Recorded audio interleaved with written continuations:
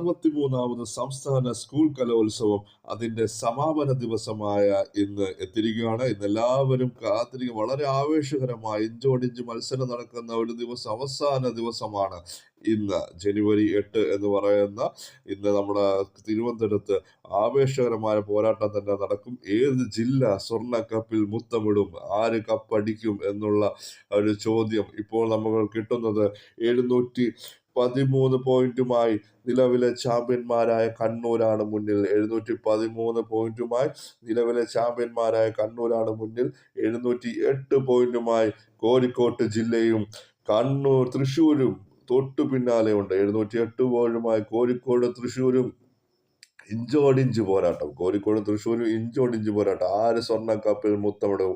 63ാമത് സംസ്ഥാന സ്കൂൾ കലോത്സവം ആവേശകരമായ ഇത് സമാപന ദിവസത്തിലേക്ക് അടുക്കുമ്പോൾ മത്സരാവേശം ഉയരുക തന്നെയാണ്. സ്വർണ്ണ കപ്പിനായി ജില്ലകൾ തമ്മിൽ ഇഞ്ചോടിഞ്ച് പോരാട്ടത്തിലാണ്.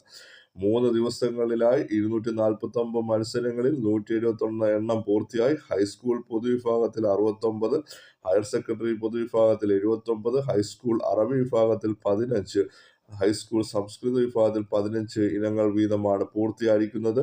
ഇനി ബാക്കിയുള്ള 70 മത്സരങ്ങൾ മാത്രമാണ്. എന്തായാലും നമുക്ക് ആവേശത്തോടെ കാത്തിരിക്കാം.